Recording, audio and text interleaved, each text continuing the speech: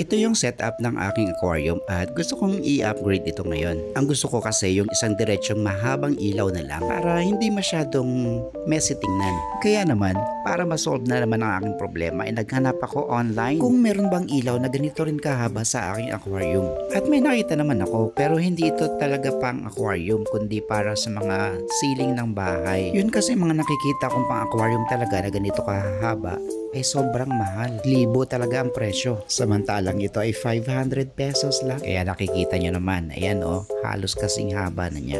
Ang pinili ko yung 3 feet lang. At madali rin siyang i-set up. May kasama na siyang mga screws and yung mga connectors. Pero yung mismong saksakan na syempre ikaw ang mag-provide nito. Dahil sabi ko nga kanina, hindi naman ito parang aquarium talaga kundi para sa mga kisame ng bahay. Kaya kung halimbawang i-connect mo siya sa kuryente, ikaw na ang bahala dito para makabot siya sa iyong saksakan. Itong old setup kasi ng aking aquarium, ang ilaw nito ay dalawa. Isang square na malaki sa gitna at mayroong isang tracking light doon sa bandang dulo. Kaya at this time ay tetestingin na natin itong bago nating ilaw. Ayan, nakikita nyo naman, umilaw na siya.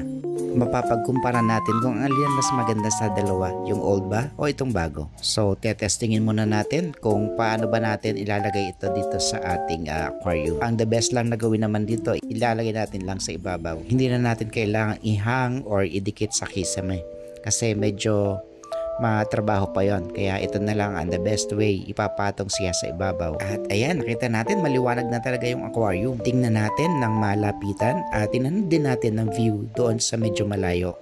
And then itatry din natin na patay ang ibang ilaw. Ganyan siya tingnan pag madilim ang paligid. At ganito naman siya tingnan kapag medyo malapitan. Para sa huli mga masasabi ko tungkol dito sa product na to ay the best talaga siya. Basically, this light is not intended for aquarium use. Pero nagawa natin na gamitin dito sa ating aquarium dahil nga mas mura siya.